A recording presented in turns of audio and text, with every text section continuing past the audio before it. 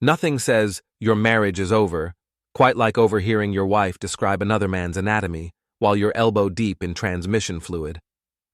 The October air was crisp enough to make my breath visible as I worked under the hood of my beat-up Ford, but Alicia's voice through the kitchen window cut through the evening chill like a hot knife. "God, Dom, I can still feel you inside me," she purred into her phone, thinking I was still at the restaurant. "When can we do it again? Tonight?" I froze, wrench halfway to the battery terminal. 20 years of marriage, 2 daughters, and a mortgage that never seemed to shrink. And this is how I find out my wife's been playing house with someone else. My name's Greg Hartman. I'm 39, manage 3 restaurants in our dying Midwestern town of Millbrook, and apparently I'm the last person to know my wife's been screwing around. The irony wasn't lost on me. I spend my days making sure other people have a good time while my own life crumbles like day-old bread. "Tell me what you want me to do to you," Alicia continued, her voice dropping to that breathy whisper I hadn't heard directed at me in years. I should have stormed inside, should have confronted her right then. Instead, I found myself listening like some sick voyeur to my own marital destruction. "Dominic," she moaned, "you make me feel so alive." So dirty. Greg never makes me feel this way. Dominic. Dom. The pieces clicked together like a well-oiled engine. Dominic Reeves, the muscle-bound factory foreman who'd played Tarzan to Alicia's Catwoman at Richard's Halloween party just 2 weeks ago. I remembered how they'd danced, how she'd laughed at his jokes, how I'd felt like furniture in my own social circle. "I'll wear that black lingerie you bought me," Alicia was saying. "The one Greg thinks is for him." That did it. My grip tightened on the wrench until my knuckles went white. The black lingerie I'd complimented her on last month, telling her how sexy she looked. She'd smiled and kissed me, all while knowing another man had picked it out. I eased the hood down without slamming it. Years of restaurant management had taught me to keep my composure even when everything was falling apart. The kitchen light illuminated Alicia through the window as she paced back and forth, phone pressed to her ear, free hand gesturing animatedly. She looked beautiful. That was the hell of it. At 37, she was still the knockout who'd caught my eye in college. Her promotion to HR manager at the county office had given her new confidence, new clothes, and apparently, new recreational activities. "I have to go," she said suddenly. "Greg's truck is in the driveway. Text me later, okay? I love you too. Love you too." Not love you, but love you too, meaning he'd said it first. Meaning this wasn't just sex. It was a full-blown affair with feelings and future plans and probably discussions about what to do with the inconvenient husband. I grabbed my toolbox and headed for the garage, making enough noise to announce my presence. By the time I walked through the front door, Alicia was setting the table for dinner, humming some pop song under her breath. "Hey, honey," she called out without looking up. "How was work?" "Same old nightmare," I replied, which was true enough. "How was your day?" "Oh, you know. Boring meetings, paperwork, the usual corporate BS." She finally looked at me, and for a split second, I saw something flicker in her eyes. Guilt? Excitement? Hard to tell. "Any exciting plans for tonight?" I asked, washing my hands at the kitchen sink. "Just some reading. I've got that professional development conference next week, so I need to prepare." She set down 2 plates, the good china we usually saved for holidays. "I made your favorite. Chicken parmesan. My favorite." The woman who'd just finished planning a sexual rendezvous with her lover was now serving me my favorite meal on our wedding china. The absurdity would have been funny if it weren't so pathetic. "Smells great," I said, taking my seat. "Where's the conference again?" "Downtown, the Marriott." She didn't meet my eyes. 3 days of seminars on workplace harassment and employee relations. Employee relations, Jesus Christ. We ate in relative silence, making small talk about our daughters, Emma, 16, and away at her first year of college, and Sophie, 14 and spending the night at a friend's house. Lucky them, missing this performance of domestic bliss. After dinner, Alicia excused herself for a bath. "Long day," she said, kissing the top of my head as she passed. Her perfume, a new scent I didn't recognize, lingered in the air. I waited until I heard the bathroom door close and the water running before I made my move. Alicia's laptop sat open on the kitchen counter where she'd left it. Her email was still logged in. My hands shook as I scrolled through her messages. It didn't take long to find what I was looking for. A folder labeled Conference Materials that contained everything except conference materials. Photos, dozens of them. Alicia and Dominic in various stages of undress, in hotel rooms I didn't recognize, in poses that would make a porn star blush. Messages dating back 6 months, detailing their meetings, their feelings, their plans. And then I found the worst one. A message from 3 weeks ago. "Dom, I can't keep pretending with Greg much longer. He's so clueless, so boring. When you touch me, I remember what it feels like to be alive. After your divorce is final, we can be together for real. I'm ready to leave him. I'm ready to start our real life. 20 years of marriage, and she was calling her future with another man their real life." I heard the bathwater stop running upstairs. Quickly, I forwarded the most damning messages to my own email, then closed the laptop. By the time Alicia came downstairs in her robe, the same robe I'd bought her for our anniversary 2 years ago, I was watching the news like nothing had happened. "I'm exhausted," she said, settling onto the couch beside me. "Mind if we just watch TV tonight?" "Sure," I said. "Whatever you want." She curled up against me, her head on my shoulder, and for a moment, I almost forgot what I'd discovered.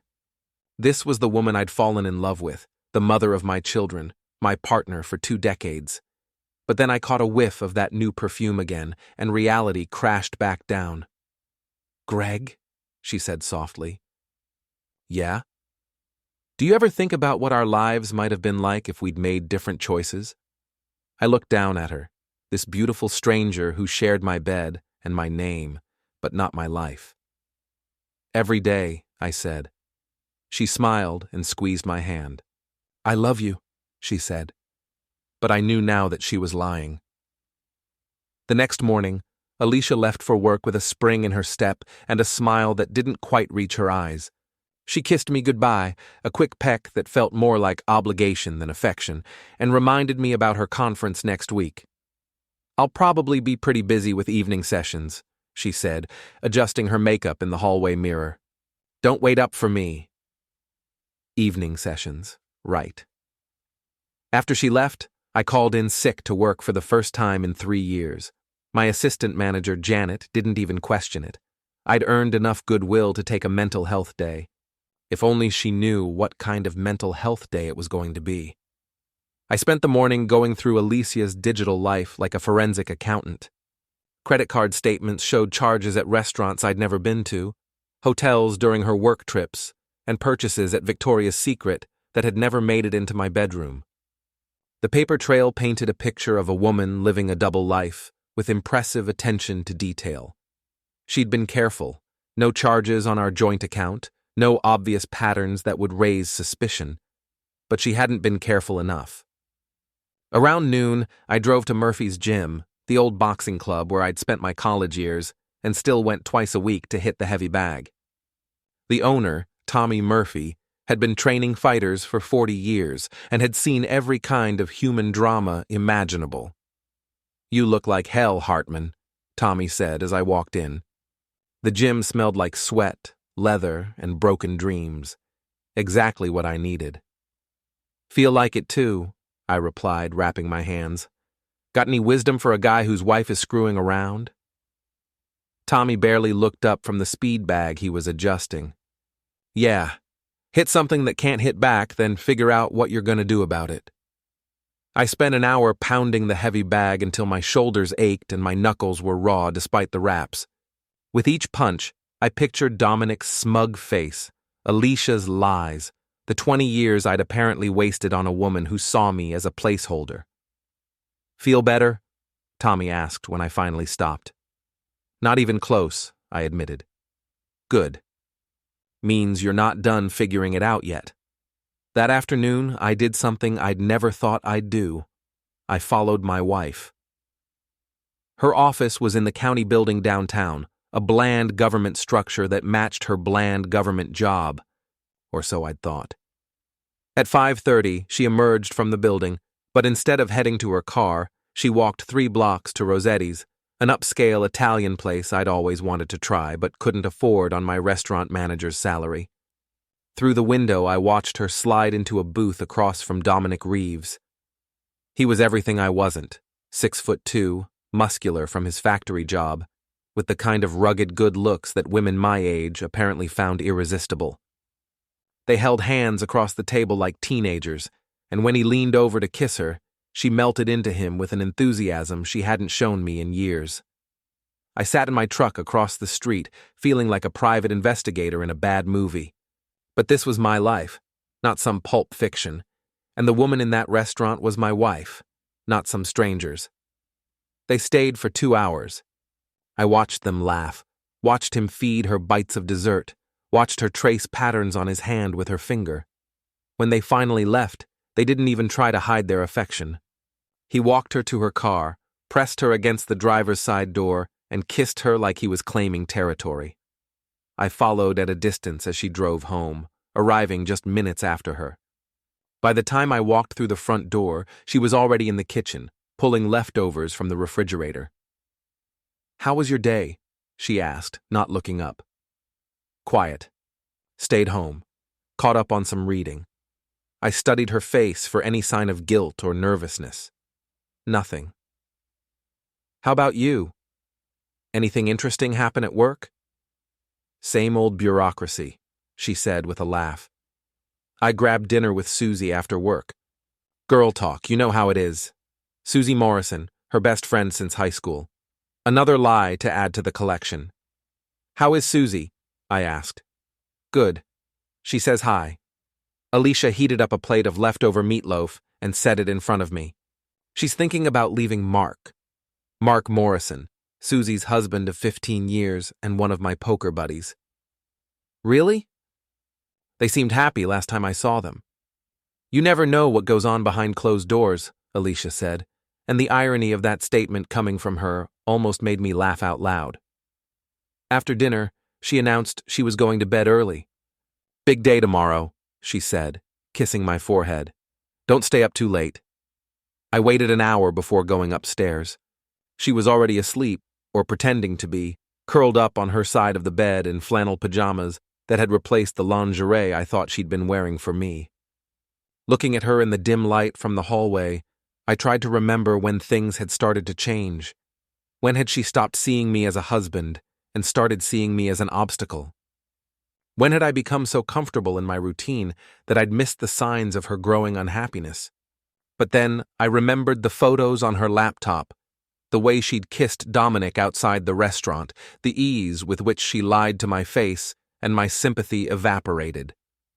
The next few days fell into a strange pattern. Alicia would leave for work with increasing excitement about her upcoming conference, while I played the role of the oblivious husband. But every night, after she fell asleep, I'd go downstairs and continue my investigation.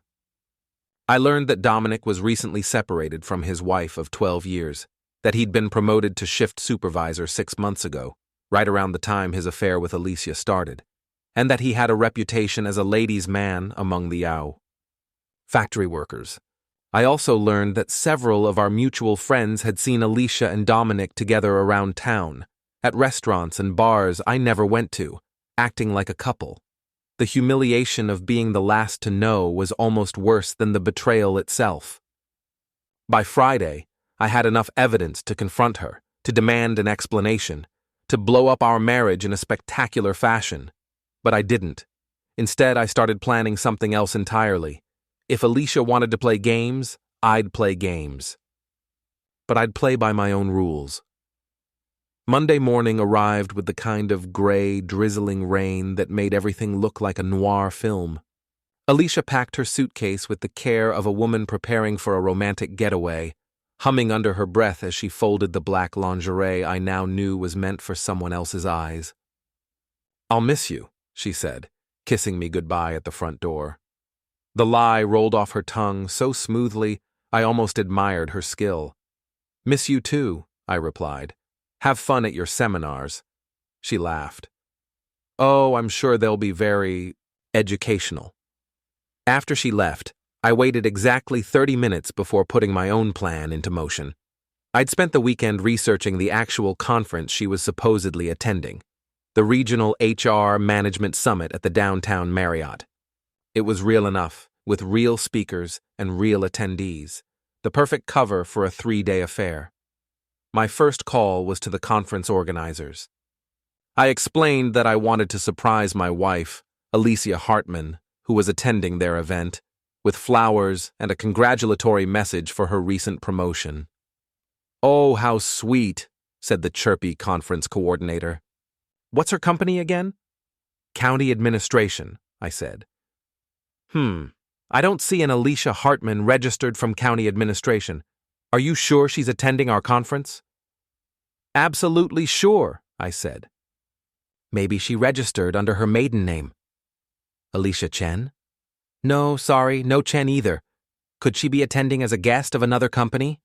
I thanked her and hung up, my suspicions confirmed. Alicia wasn't attending any conference. She was just shacking up with her boyfriend for 3 days on my dime. My second call was to Richard Kowalski, who owned Murphy's Bar and had been my friend since high school. Richard was one of those guys who knew everyone in town and had a natural talent for gathering information. "Greg, buddy, what's up?" Richard's voice was warm with genuine friendship, something I'd forgotten I was hungry for. "I need a favor, Rick." "A big one." "Name it." I told him everything, the affair, the lies, the fake conference. Richard listened without interruption, occasionally muttering "Jesus Christ" or "that bitch" under his breath. "So what do you want to do about it?" he asked when I finished. "I want to catch them in the act, publicly. I want everyone to see what kind of woman my wife really is." "That's some serious scorched earth territory, Greg. You sure you want to go down that road?" I thought about the 20 years I'd spent building a life with someone who saw me as a temporary convenience. "I'm sure." "All right then. I know a guy who knows a guy. Give me a few hours." By Wednesday evening, Richard had delivered. His guy who knew a guy turned out to be a private investigator named Mike Santos, who specialized in divorce cases. For $500 cash, Mike had followed Alicia and Dominic to the Riverside Inn, a cheap motel on the outskirts of town, and documented their 3-day romantic getaway with high-resolution photos that would hold up in any divorce court. "Your wife's not very careful," Mike said, handing me a manila envelope. "They registered under his name, but they've been all over each other in public. Had lunch at 3 different restaurants, went to a movie, even took a walk through Riverside Park holding hands. Either they want to get caught, or they think you're completely clueless." I looked through the photos. Alicia and Dominic kissing by the motel pool. Alicia and Dominic sharing a romantic dinner at a restaurant I'd never been able to afford. Alicia and Dominic looking like the happy couple I thought we used to be. "Thanks, Mike." This is exactly what I needed. "What's your next move?" he asked. "I'm going to give them a conference they'll never forget." Thursday morning, I called the Marriott and booked their smallest conference room for Friday evening. Then I spent the day creating invitations for what I called a special recognition event for outstanding achievement in employee relations. I hand-delivered invitations to Alicia's co-workers at the county office, to Dominic's factory buddies, to our mutual friends, and to both of our extended families. The invitation was vague enough to seem legitimate, but intriguing enough to ensure good attendance. "Please join us," it read, "as we celebrate the exceptional teamwork and dedication of 2 individuals who have gone above and beyond in their commitment to employee relations. Light refreshments will be served. Formal attire requested." Friday evening arrived with unseasonably warm weather, as if nature itself wanted to provide the perfect setting for my wife's public humiliation. I arrived at the Marriott an hour early, dressed in my best suit and carrying a briefcase full of evidence. The guests began arriving at 7 o'clock. Alicia's boss, Margaret Walsh, showed up with her husband. Several of Dominic's co-workers came straight from their shift, still smelling like factory floor, but dressed in their Sunday best. Our neighbors, the Hendersons, arrived with a bottle of wine and curious smiles. By 7:30, nearly 50 people had gathered in the small conference room, all wondering what they were celebrating and why they'd been invited to honor two people who supposedly didn't know each other very well. Alicia and Dominic arrived at 7:45, and the looks on their faces when they saw each other across the room were priceless. Confusion, panic, and dawning horror played across their features like a silent movie. "Ladies and gentlemen," I said, standing at the front of the room with a microphone I'd rented for the occasion, "thank you all for coming tonight. We're here to celebrate two very special people who have developed an extraordinary working relationship over the past 6 months." Alicia's face had gone white. Dominic looked like he was calculating the distance to the nearest exit. Alicia Hartman and Dominic Reeves have shown us all what it means to go above and beyond in employee relations. Their dedication to each other has been truly inspiring. I clicked the remote for the projector I'd set up, and the first photo appeared on the screen behind me. Alicia and Dominic kissing by the motel pool. The room erupted. Gasps, shocked murmurs, and a few nervous laughs echoed off the walls. Margaret Walsh's wine glass slipped from her hand and shattered on the floor. "As you can see," I continued, my voice steady despite the adrenaline coursing through my veins, "their teamwork is exceptional. They've spent countless hours together, working on their projects." Click. Another photo, the two of them sharing an intimate dinner. Click. Another, Dominic's hand on Alicia's ass as they walked into the motel. "Greg, stop this," Alicia said, her voice barely above a whisper. "Stop what, honey?" "I'm just sharing your achievements with your colleagues and friends. Isn't this what you wanted? Recognition for all your hard work?" Click. A photo of them in the motel room window, silhouetted against the curtains in an unmistakably intimate pose. "You son of a bitch!" Dominic growled, starting toward me. I said, holding up my hand. "We're in public, Dom." Wouldn't want to cause a scene. The room had gone dead silent, except for the whispered conversations and shocked gasps from the audience. Some people were already heading for the exits, while others seemed frozen in place, unable to look away from the train wreck unfolding before them. "In conclusion," I said, clicking to the final slide, a photo of their motel registration receipt, "I'd like to thank Alicia and Dominic for showing us all what modern employee relations really look like. Their commitment to each other has been unwavering, even in the face of minor obstacles like marriage vows and basic human decency."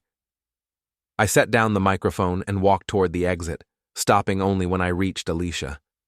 "Enjoy the rest of your conference, sweetheart," I said loud enough for everyone to hear.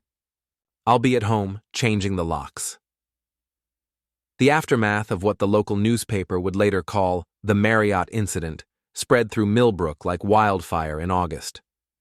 By Saturday morning, my phone was ringing off the hook with calls from friends, family, and people I barely knew, all wanting to know if what they'd heard was true. I let most of them go to voicemail. Alicia came home Friday night to find her clothes in garbage bags on the front porch and the locks changed, just as I'd promised. She pounded on the door for 20 minutes, alternating between tearful apologies and furious threats, before finally giving up and driving away. She was staying at Susie Morrison's house, according to the gossip network that had kicked into overdrive. Susie, who'd been feeding me sympathetic looks and "How are you holding up?" texts since the conference, was apparently harboring the enemy. Saturday afternoon, I was in my garage, organizing tools and trying to avoid thinking about the wreckage of my life, when Richard showed up with a 6-pack of beer and a grim expression. "Hell of a show last night," he said, handing me a bottle. "You think I went too far?" I asked. "I think you went exactly as far as you needed to go," he replied. "But you know this isn't over, right?" She's not going to just disappear quietly. He was right. By Sunday, Alicia had hired a lawyer, a shark named Patricia Vance, who specialized in taking cheating husbands to the cleaners. The irony wasn't lost on me that my cheating wife had hired a lawyer who made her living destroying unfaithful men. The first shot across the bow came Monday morning, a letter demanding I allow Alicia back into the house and cease my harassment and public humiliation of her and Dominic. The letter also mentioned something about intentional infliction of emotional distress and defamation of character. I called my own lawyer, Bob Martinez, who'd handled our house purchase and will preparations. Bob was a small-town attorney who specialized in real estate and simple divorces, but he was honest and thorough. "Greg, I have to ask," Bob said after reviewing Patricia Vance's letter. "Did you doctor any of those photos? Manipulate them in any way?" "Not a pixel," I said. "Everything I showed was 100% authentic." "Good. Truth is an absolute defense against defamation. As for the emotional distress claim, well, she's going to have a hard time arguing that exposing her adultery caused her unjustified emotional distress." "What about the house?" "It's in both your names, so technically she has a right to be there." "But given the circumstances, I think we can argue for exclusive occupancy during the divorce proceedings. No judge is going to force you to live with your cheating wife." That same afternoon, I got a visit from someone I hadn't expected, Mark Morrison, Susie's husband and my former poker buddy. "We need to talk," he said when I opened the front door. Mark was a big guy, not factory strong like Dominic, but solid in the way of men who'd played football in high school and never quite lost the build. "Come in," I said. "Want a beer?" "This isn't a social call, Greg." We stood in my living room, two men who'd known each other for years, suddenly feeling like strangers. "Susie says you've lost your mind," Mark said. "Says you humiliated Alicia for no good reason, that you're having some kind of breakdown." "Is that what she says?" "She says Alicia made one mistake, that she was going through a rough patch and made a bad decision, but that you've turned it into some kind of vendetta." I walked to my desk and pulled out a manila folder, copies of everything Mike Santos had given me, plus printouts of the emails I'd found on Alicia's laptop. "One mistake?" I handed him the folder. "Take a look." Mark's expression changed as he flipped through the evidence: photos, emails, credit card receipts, hotel bills. The documentation of a 6-month affair that had been planned and executed with meticulous care. Jesus, Greg, I had no idea it was this extensive. Neither did I until I started digging. Your wife knew, though. Look at this. I showed him an email from Alicia to Susie, dated 2 weeks before the conference. "See, can't wait to get away with D for a few days. Thanks for covering for me with the girl's night story. You're the best friend a cheating wife could ask for, LOL. A." Mark's face went red as he read. "Susie's been lying to me too. Looks like we're both married to women who think we're idiots." Mark sat down heavily in my recliner, still holding the folder. "What are you going to do now?" "Divorce her. Take her for everything I can. Make sure everyone in town knows exactly what kind of person she is." "And Dominic?" I smiled, but there was no humor in it. "Dominic's going to learn that actions have consequences." Mark looked up at me with something that might have been respect. "What do you need from me?" "Nothing. This is my fight." "No, it's not. They made it our fight when they decided to lie to both of us." He stood up, squaring his shoulders. "What do you need?" That's how I learned that Dominic Reeves had a few vulnerabilities of his own. Mark, it turned out, was a supervisor at the power company, and Dominic had been chronically late on his electric bills. A few phone calls revealed that Dominic also owed back taxes, had maxed out his credit cards, and was 3 months behind on his truck payments. More importantly, Mark knew people. People who worked at the factory where Dominic was a supervisor. People who might be interested to know that their boss was having an affair with a married woman, and using company time to conduct his personal business. His shift ends at midnight, Mark said. He usually stops at Murphy's bar for a few drinks before heading home. You want to confront him? I want to have a conversation with him, man to man, about appropriate boundaries and respecting other people's marriages. I looked at Mark, really looked at him. We'd played poker together for 5 years, shared beers and bullshit about sports and work, but I'd never seen this side of him. There was something dangerous in his eyes, something that suggested he was as tired of being played for a fool as I was. All right, I said. Let's go have a conversation. Murphy's bar at 12:30 a.m. was exactly what you'd expect from a working-class dive in a dying Midwestern town. Dim lighting, scarred wooden tables, the smell of stale beer and broken dreams. The kind of place where men went to forget their problems, at least until closing time forced them back to reality. Dominic was sitting alone at the far end of the bar, nursing a whiskey and staring at his phone. Probably texting my wife, I thought. Planning their next romantic rendezvous now that their secret was out. Mark and I took stools on either side of him, boxing him in like bookends. Evening, Dom, I said casually. Mind if we join you? He looked up from his phone, and I saw the exact moment recognition hit. His face went through a series of expressions: surprise, fear, anger, and finally resignation. Greg. Mark. He nodded to each of us. I guess this was inevitable. You guess right, Mark said. We need to talk. The bartender, a weathered woman named Carol who'd been serving drinks at Murphy's since before I was born, took one look at our little tableau and found something urgent to do at the other end of the bar. Look, Dominic said, I know you're both pissed, but... But what? I interrupted. But we should understand? But it just happened? But you couldn't help yourselves? It's not like that. Then what's it like, Dom? Explain it to me.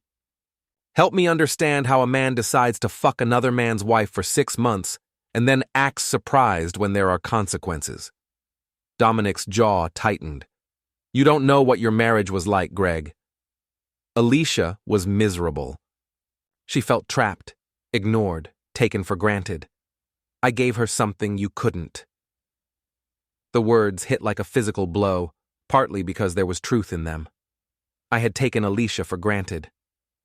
I had gotten comfortable, complacent, focused on work and bills and the daily grind of middle-aged life. So you decided to rescue her? Mark asked. How noble of you. It wasn't like that. We connected. We understood each other. You understood each other, I repeated. Is that what you call it when you're screwing my wife in cheap motels? She was going to leave you anyway, Dominic said, his voice rising. With or without me, she was done with your marriage. At least I made her happy. That's when I lost it. 20 years of being the reasonable one, the responsible one, the one who kept his temper and played by the rules, and I finally snapped. I grabbed Dominic by his shirt and slammed him against the bar, sending his whiskey glass crashing to the floor. You made her happy, I snarled. You destroyed my family, humiliated me in front of the entire town, and you think you were doing me a favor? Greg, don't, Mark said, but he made no move to stop me. She never loved you, Dominic said, and there was cruelty in his voice now. She told me, you were safe, boring, predictable, a paycheck and a warm body, but not a real man. I drew back my fist, 20 years of boxing training coiled in my shoulder, ready to cave in his smug face. But something stopped me. Maybe it was the look in his eyes. Not fear, but anticipation. He wanted me to hit him, wanted to be the victim instead of the villain. Instead, I smiled and released his shirt. You're right, I said. She never loved me. But she doesn't love you either, Dom. You're just her midlife crisis, her rebellion against suburban boredom. And when the excitement wears off and she realizes you're just another broke factory worker with commitment issues, she'll dump you too. I straightened his collar with mock solicitude. Enjoy it while it lasts, though. I hear trailer park romances can be very passionate. Dominic's face went red. You son of a bitch. Now. No need for name-calling. We're all adults here. Mark leaned closer to Dominic. Speaking of being adults, Dom, we should probably discuss your employment situation. What about it? Well, I've been talking to some people. Turns out your boss at the factory is very interested in your recent attendance record. All those long lunches and early departures, the personal phone calls during work hours, the use of company computers for non-business activities. Dominic's face went pale. You can't prove anything. Actually, we can. Amazing what people remember when you ask the right questions. Your co-workers have been very helpful. I pulled out my phone and showed Dominic a photo Mike Santos had taken. Dominic leaving the factory at 2 p.m. on a Tuesday, 3 hours before his shift ended. This was the day you and Alicia had your romantic lunch at Rossetti's, I said. Funny thing is, you clocked out at 5 p.m. that day. That's what we call time theft, Dom. Grounds for immediate termination. You bastards. Oh, we're just getting started, Mark said. See, I also had a chat with your landlord. Seems you're 2 months behind on rent. And the bank that holds your truck loan? They're very interested in your current financial situation. What do you want? Dominic asked. We want you gone, I said simply. Out of town. Away from our wives. Away from our lives. You can't make me leave. Can't we? Mark pulled out a manila folder. This is a lawsuit for alienation of affection. It's still a valid cause of action in this state. Greg can sue you for damages related to the destruction of his marriage. Given your financial situation, it would probably bankrupt you. And this, I said, producing my own folder, is a complaint I'm filing with your employer, documenting your theft of company time and misuse of company resources, along with a complaint to the IRS about unreported income. What unreported income? All those expensive dinners and hotel rooms. Someone was paying for them, and it wasn't you. That makes them gifts, Dom. Taxable gifts. Dominic looked back and forth between us, finally understanding that he was trapped. How long do I have? 2 weeks, I said. Find another job, another town, another life, and stay away from Alicia. She'll follow me. I laughed, and it was a harsh sound in the empty bar. No, Dom, she won't. See, Alicia likes her comfort, her job, her house, her social status. She's not going to give up her middle-class life to follow a broke factory worker to whatever shithole town you end up in. Besides, Mark added, she's going to be pretty busy dealing with her own problems. Turns out the county has a very strict policy about employees who engage in conduct that reflects poorly on the organization, especially when that conduct becomes public knowledge. We left Dominic sitting at the bar, staring into his empty glass like it held the answers to all his problems. Outside, Mark and I stood in the parking lot under the flickering neon sign. Think he'll actually leave? Mark asked. He'll leave, I said. He's got no choice. And Alicia? I looked up at the stars, barely visible through the light pollution and low-hanging clouds. Alicia's about to learn that actions have consequences too. What's your next move?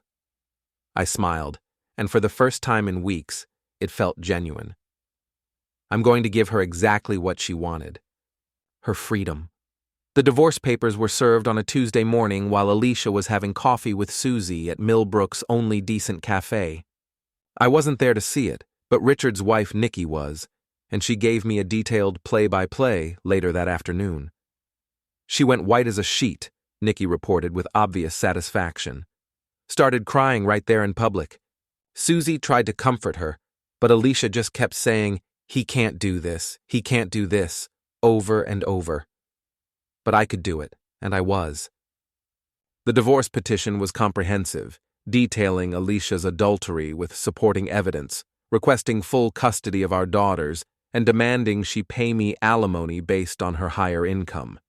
It was a legal nuclear bomb designed to leave nothing standing. Patricia Vance, Alicia's shark lawyer, called my attorney within hours.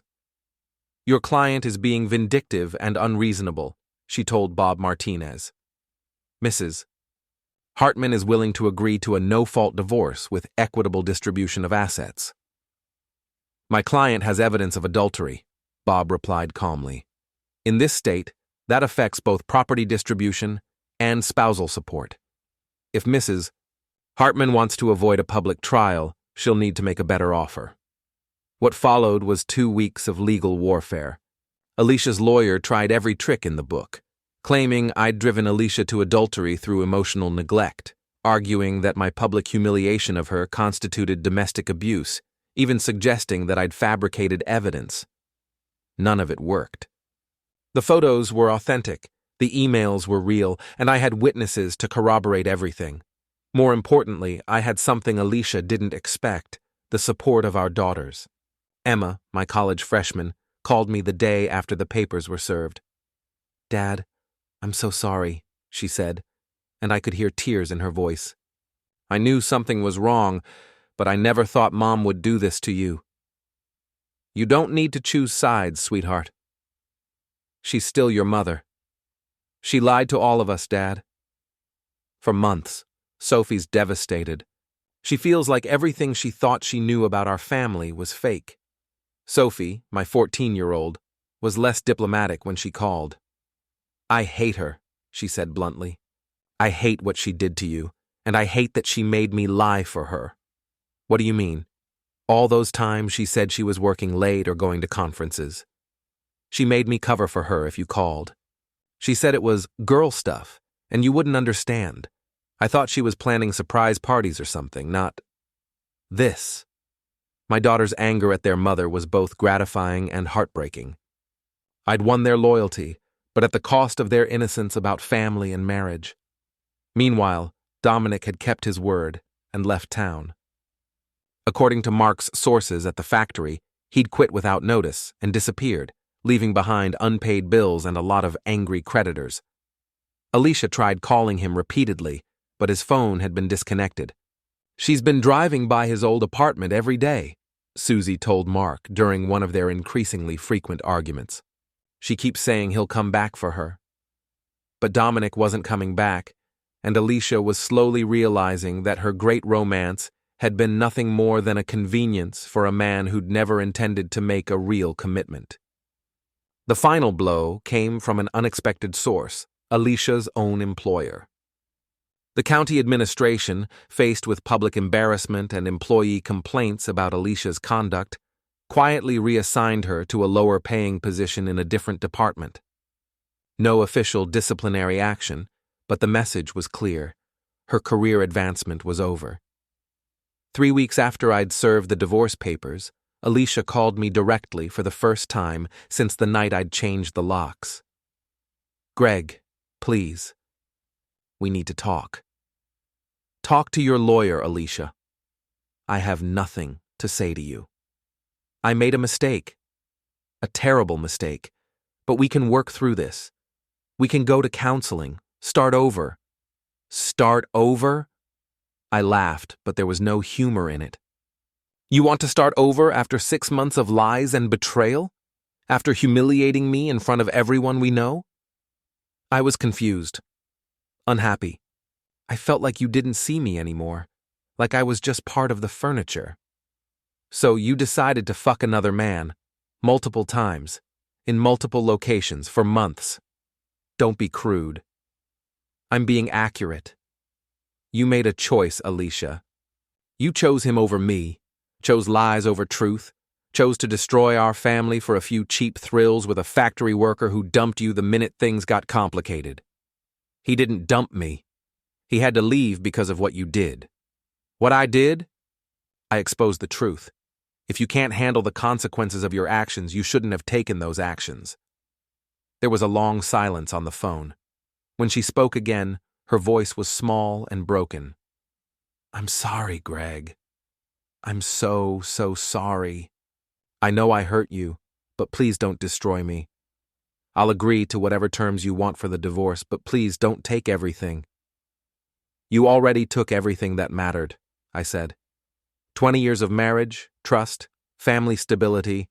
You threw it all away for a man who couldn't even be bothered to say goodbye before he ran. What do you want from me? I want you to sign the papers and disappear from my life. I want you to leave our daughters alone unless they specifically ask to see you, and I want you to live with the consequences of your choices. I can't afford the alimony payments you're demanding. Then you shouldn't have cheated on someone who makes less money than you do. She hung up without saying goodbye. 2 days later, Patricia Vance called Bob Martinez with a settlement offer. Alicia would agree to all my terms: no alimony, minimal child support, I keep the house and most of our assets, in exchange for a confidentiality clause that would prevent me from discussing the divorce publicly. She wants to buy your silence, Bob explained, probably hoping to salvage what's left of her reputation. Counteroffer, I said. She can keep her money, but I'm not signing any confidentiality agreement. The truth is already public. She can't put that genie back in the bottle. The final divorce hearing was scheduled for a Thursday morning in late November. The courthouse was nearly empty. Just me, Bob, Alicia, her lawyer, and a bored-looking judge who'd probably seen 1,000 similar cases. Alicia looked terrible. She'd lost weight, her hair was unkempt, and she had the hollow-eyed look of someone who hadn't been sleeping well. For a moment, I almost felt sorry for her. Mr. Hartman, the judge said, you're requesting sole custody of your minor child, Sophie Hartman, age 14. Yes, Your Honor. Sophie has expressed a strong preference to live with me, and given the circumstances of the marriage's dissolution, I believe it's in her best interest. Mrs. Hartman, do you wish to contest this custody arrangement? Alicia's lawyer whispered something to her. She shook her head. No, Your Honor. I think Sophie should be with her father. The judge reviewed the settlement agreement, asked a few perfunctory questions, and granted the divorce. 20 years of marriage dissolved in 15 minutes of legal formalities. As we left the courthouse, Alicia caught up with me on the steps. Greg, wait. I turned to face her, this woman who'd been the center of my world for 2 decades, and was now a stranger. I know you hate me, she said. I know I deserve it. But I want you to know that I did love you. Maybe not the way you needed me to, but I did love you. Past tense, I said. What? You said you did love me. Past tense. That's the problem, Alicia. You fell out of love with me, but instead of being honest about it, you decided to have your cake and eat it too. You wanted the security of marriage and the excitement of an affair. You wanted to keep me as backup while you explored your options. It wasn't like that. It was exactly like that. And when your boyfriend turned out to be a coward who ran at the first sign of trouble, you came crawling back to your safety net. But I'm not your safety net anymore, Alicia. I'm not your anything anymore. She started to cry. Real tears, not the manipulative kind she'd used during our marriage when she wanted something. I'm sorry, she whispered. I'm so sorry for everything. I know you are, I said, but sorry doesn't fix anything. Sorry doesn't give me back 20 years of my life.